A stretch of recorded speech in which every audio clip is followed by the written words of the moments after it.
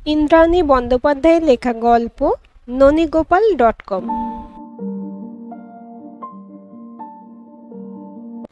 ননীগোপাল এ পাড়ার নামকরা লোক, তাই বলে ভেবে বসবেন না জজ ব্যারিস্টার।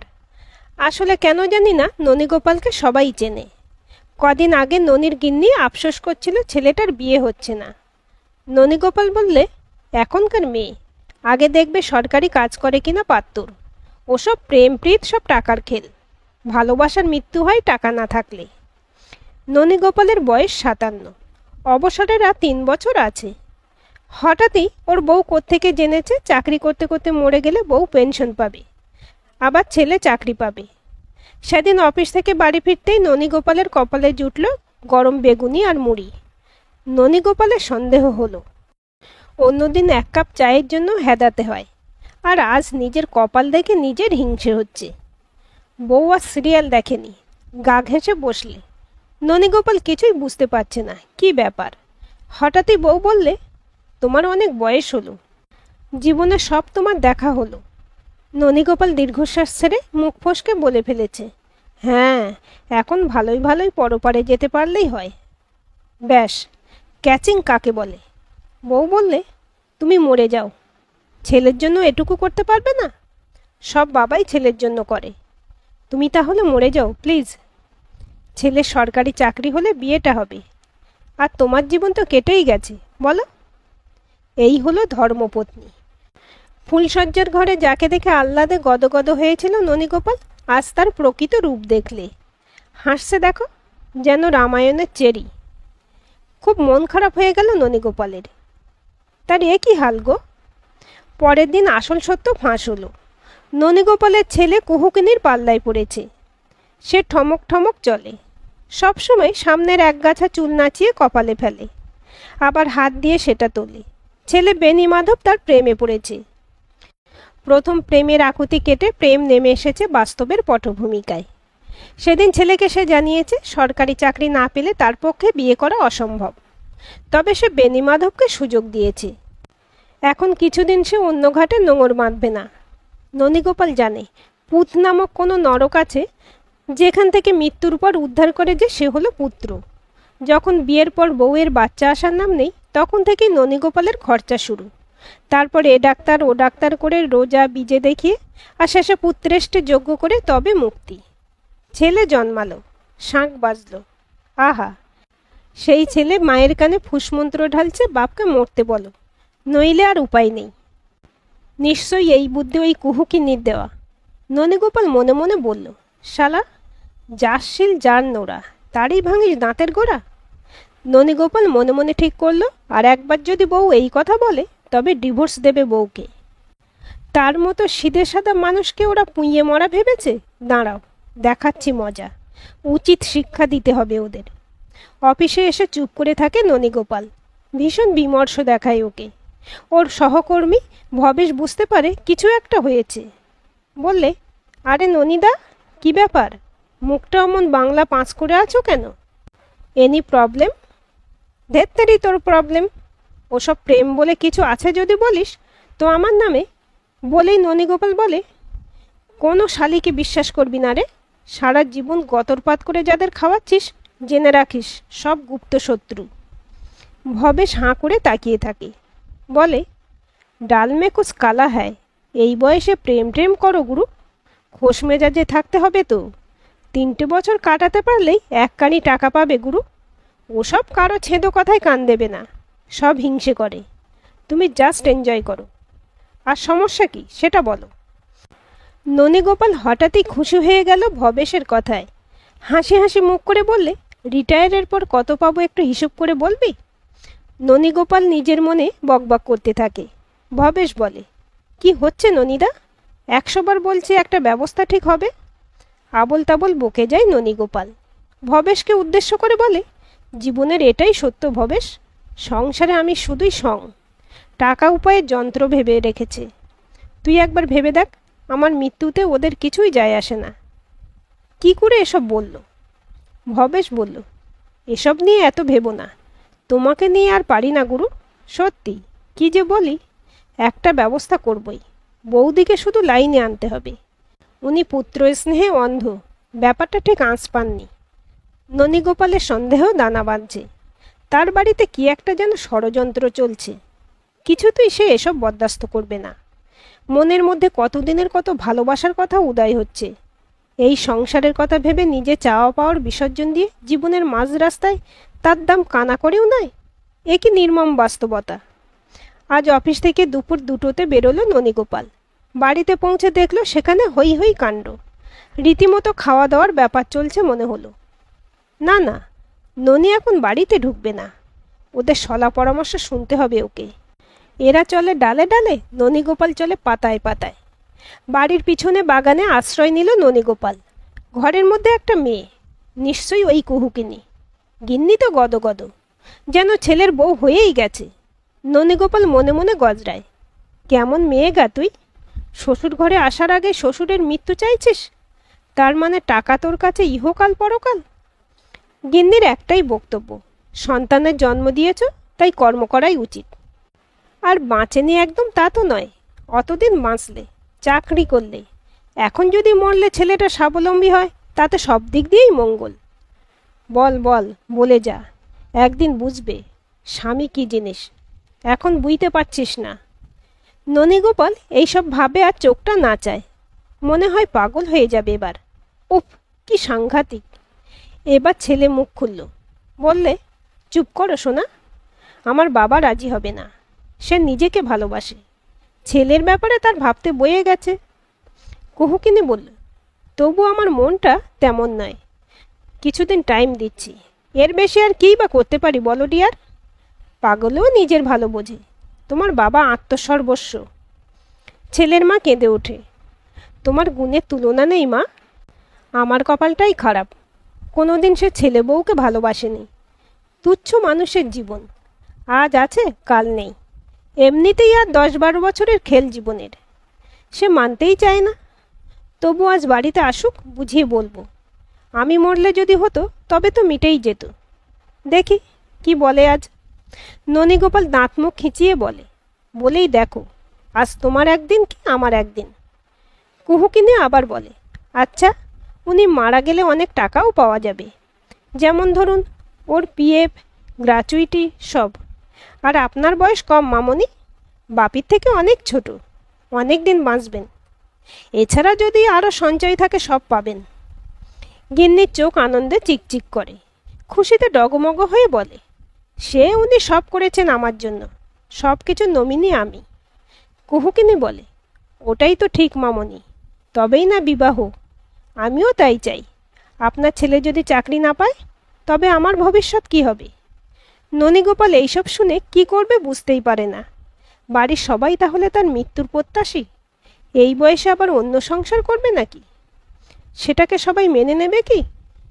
এইসব 7-5 ভাবতে ভাবতেই গিন্নির আওয়াজ পেল। সে বললে, স্বাভাবিক মৃত্যু তো হবার নয়, তাহলে মৃত্যু কি করে সম্ভব? চমকে উঠল ননীগোপাল, এও সম্ভব নাকি? ছেলে এবার মুখ খুলল, বলল, আত্মহত্যা করবে বাবা, গলায় দড়ি কিংবা বিষ খেতেই পারে। গিন্নি চিৎকার করলে, গলায় দড়ি প্রচুর কষ্ট, না না, অত কষ্ট করে ওকে মরতে দেব না আমি। কুহুকিনী বলল, এটা খুবই কষ্ট, ঠিক আছে, খাদ্যে বিষক্রিয়াটাই সঠিক হবে। ননীগোপাল মনে মনে বলে, মর তোরা, তোদের 14 গোষ্ঠী মরুক। না না, ওদের হাতে কোনো খাবার খাবে না ননীগোপাল। এই কুহুকিনী সংসারে সেদ্ধ ধান কলিয়ে দেবে, বাপরে বাপ। কুহুকিনী চলে যাবার পর বাড়িতে প্রবেশ করল ননীগোপাল। বউ বেশ চওড়া করে সিঁদুর পড়েছে। ননীগোপাল বললে, এইসবের আর দরকার কি? এত বড় করে সিঁদুর পরার প্রয়োজন নেই। আর কদিন পরেই তো। গিন্নি ভাবলে ননীগোপাল মরবার কথাই বলছে। কাঁদো কাঁদো হয়ে গিন্নি বলল, জানি গো, তবে ভালো কিছু পেতে গেলে কিছু তো হারাতে হবেই। তবে মনে রেখো, তোমার এই আত্মত্যাগ পৃথিবীর ইতিহাসে লেখা থাকবে, ধৃতরাষ্ট্র পর্যন্ত সেখানে ফেল। আজ ননীগোপালের কপালে হরিমটর, পেটে কিল মেরে পড়ে রইল বিছানার এক পাশে। ওদিকে গিন্নি নাক ডেকে ঘুমোচ্ছে। ননীগোপাল মনে মনে বললে, শালা প্রেম ভালোবাসা নিকুচি, এখন তাকে সরিয়ে তার টাকাতে জীবন কাটাবে ফাতরা লোক। ভীষণ আফসোস হচ্ছে আজ। মনে পড়ছে সেই মেয়েটার কথা, কেমন ভালোবাসত। লোক বলবে ননীগোপাল পরকীয়া করছে, সেই ভয়ে মেয়েটার ডাকে সাড়া দিল না। আর আজ তাকেই ভীষণ প্রয়োজন ছিল, খুঁজতে হবে তাকে। মেয়েটার নাম ছিল ঐন্দ্রিলা। আহা, কত রোমান্টিক মুহূর্ত কেটেছিল। অথচ এই গিন্নিটার জন্য অত বড় স্বার্থত্যাগ করেছিল ননীগোপাল। ভাবতে গেলে কিছুই থাকে না। কাল অফিসে গিয়ে আজকে সব কথা ভবেশকে জানাতে হবে। আচ্ছা খলিপা ছেলে এই ভবেশ ননীগোপালকে বলে ওসব কিছুই নয়, বাঁ হাতের খেল। বেড়ে ফিমেলের পাঠ করে এই ভবেশ। অ্যামেচার দলের যাত্রায় সেবারে রানী সেজেছিল। কে বলবে যে ওটা পুরুষ মানুষ? মুগ্ধ চোখে যুবক বৃদ্ধ চেয়েছিল ওর সৌন্দর্যের দিকে। ভবেশ ননীগোপালের অভিন্ন হৃদয় বন্ধু। অবরে সবরে ননীগোপাল ওকে টাকা ধার দেয়। গায়ের রংটাও বেশ ফর্সা। ননীগোপাল কানের কাছে এক কথা বলে যায়, কিন্তু আশ্চর্যের ব্যাপার, ভবেশ এসবের আমল দিচ্ছে না। শুধুই বলছে বাঁ হাতের খেল। ননীগোপাল যে কত যন্ত্রণার মধ্যে আছে তা নিয়ে কারো মাথা ব্যথা নেই। আর ঐন্দ্রিলাকে কি করে ফিরে পাওয়া যাবে? সেই চুচুড়া নৈহাটি লঞ্চঘাটে রোজ দেখা হতো, যেন কাজল নয়না হরিণী। আর তার জীবনটা এরা যেন ফুটবলের মতো খেলছে। সব মিথ্যা। সেই যে কার যেন গান ছিল, সমাজ সংসার মিছে সব। না না, তাই বলে ননীগোপাল চুপ করে বসে থাকবে না। অফিস থেকে ভবেশ আগেই বেরিয়ে গেছে। ননীগোপালও বেরিয়ে পড়ল। আজ আবার সেই বাগান থেকে লক্ষ্য করতে লাগলো ওদের কার্যকলাপ। দেখবে ননীগোপাল আর কত দূর ওরা যেতে পারে। আজ কুহুকিনীর সাথে তার মা এসেছে। বুড়ি মানুষ, অথচ যেন কোণে সেজে এসেছে। গা পিত্তি জ্বলে যায় ননীগোপালের। গিন্নিকে জিজ্ঞেস করল, গতকাল রাতে মরবার ব্যাপারে কিছু আলোচনা কি হলো?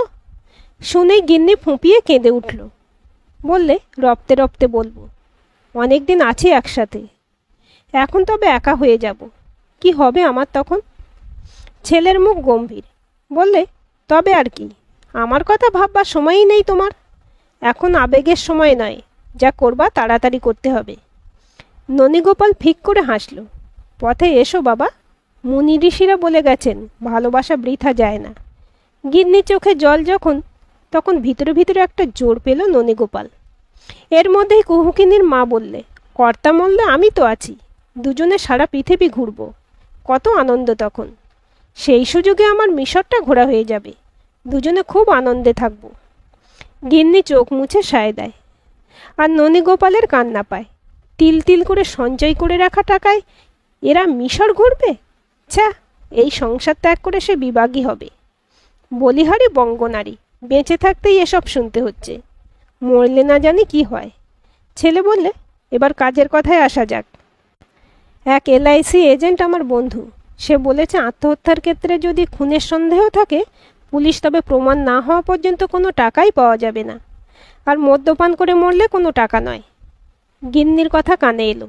বলল, তোর বাবাকে খুন তো করতেই হবে, নইলে নিজে কেউ মরে। হায় সংসার! এরা তবে ননীগোপালকে মারবার সিদ্ধান্ত নিচ্ছে। এই ছেলেটার জন্য ননীগোপাল সব করতে রাজি ছিল। তার পুত্র, সে তবে খুন করবে ননীগোপালকে? ননীগোপাল ভাবলে, একবার চিৎকার করে বলি, আমি তোর বাপরে হতভাগা। শাস্ত্র শিক্ষা নীতি শিক্ষা কিছু নেই তোর? ওই প্রেম তো জানালা দিয়ে পালাবে। আর ধর্মপত্নী, কি হাল দেশের! সীতা সাবিত্রী দময়ন্তী দেশের মেয়ে হয়ে, আহা কি প্রতিভক্তি!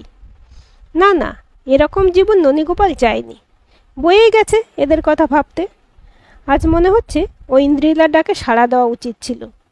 কত ভালোবাসা ছিল তার হৃদয়ে। ভবেশকে বলেছে ননীগোপাল, যেমন করে হোক ঐন্দ্রিলাকে তার চাই। সব বিবরণ দিয়েছে। ভবেশ বলেছে ঐন্দ্রিলাকে খুঁজে দেবে। আর কারো কথা ভাববে না ননীগোপাল। এবার ছেলে বেনিমাধব কুঁই কুঁই করতে লাগলো। কুহুকিনী বলল, খুন প্রমাণিত হলে তো কোনো টাকাই পাওয়া যাবে না। তাই এমন করে মারতে হবে যাতে আমাদের চাকরি বা টাকা পেতে অসুবিধা না হয়। গিন্নি বলল, কিন্তু মরবে কি করে, সেই উপায়টা বলো। ওকে যদি মরতে বলি, ও কি মরতে চাইবে? তোমরাই বলো। কুহুকিনীর মা বলল, এতদিনের ভালোবাসার মানুষ, আপনি বললে না করতে পারবে না। ইমোশনাল ব্ল্যাকমেল করবেন, তাহলেই হবে। কুহুকিনী বললে, মারবার দায়িত্ব আপনাকেই নিতে হবে মামনি। কারণ ধরা পড়লে শাস্তি আছে। আপনার যথেষ্ট বয়স হয়েছে। কাজেই যদি খুন প্রমাণ হয়, তখন আপনার ওপর দিয়ে সাজা হবে। আর এমনিতেই আপনার জীবন কেটে গেছে, আর স্বামীর মৃত্যুর পর আপনিও বেঁচে থেকে কি করবেন, তাই না? ননীগোপালের চোখ দুটো এবার ঠিকরে কপালে উঠে এসেছে, আর গিন্নির মুখ চুন। ছেলে বললে, দেখেছ মা, কেমন মেয়ে বিয়ে করতে চলেছে, কেমন দূরদর্শিতা। গিন্নি কাঁই কাঁই করে বললে, উলাঙ্গার কোথাকার। এবার খেলা জমেছে। ননীগোপাল তাইরে নাইরে করে ঘাড় নাচাচ্ছে। ঠিক তখনই ঘরে এক মহিলা প্রবেশ করল। গিন্নি বললে, কে আপনি, কাকে চাই? সকলের দৃষ্টি মহিলার দিকে। ননীগোপাল আশ্চর্য হয়ে গেল। কি অপূর্ব দেখতে, ফর্সা, টানা চোখে কাজল, তার উপরে কি স্বরের মূর্ছনা, গা ভর্তি সোনার গহনা, কুহুকিনীর থেকে অনেক সুন্দর, ঠমক ঠমক চলন। গলা কাঁপিয়ে বললে, ননীগোপাল বাবু আছেন? আসলে ওর সাথে খুব দরকার, কয়েক বছর দেখা হয়নি, প্রাণটা আকুলি বিকুলি করছে। কুহুকুনির মা খুব জাঁদরেল, বললে, আপনার নাম কি, কোথায় বাড়ি? ননীগোপালকে কিভাবে চেনেন? বলি, আকুলি বিকুলির মানে কি? মেয়েটা গলা কাঁপিয়ে বললে, প্রেম, আমাদের যে চিরকালের প্রেম। মেয়েটার কণ্ঠ শুনে ননীগোপালও অবাক, কিন্তু ননীগোপাল তো একে চিনতে পারছে না। ঐন্দ্রিলা এখন এরকম হয়ে গেছে নাকি? যাই হোক, ননীগোপাল একে ছাড়বে না। শুনেই গায়ে সুরসুরি লাগছে। ওর প্রাণ ননীগোপালের মতো মানুষের জন্য আকুলি। আহা, ধন্য নারী জন্ম তোমার। এদিকে তো লাগলো লাঠি ফাটাফাটি অবস্থা। গিন্নির আস্ফলন দেখে কে। বললে, তোমার সাহস তো কম নয়, আমার স্বামীর দিকে হাত বাড়িয়েছ, আমাদের সংসারে প্রবেশ করেছ, খুব আস্পর্ধা দেখছি। কুহুকিনী একটা ঠেলা দিলে। বললে, তুমি কোথা থেকেই বা জুটলে? আর ওই ভ্যাবা গঙ্গারাম আবার প্রেম করতে পারে বলে আমার বিশ্বাস হয় না। তোমার মতলব কি? আর এই বয়স পর্যন্ত এই বুড়োটার জন্য পড়ে আছো কেন?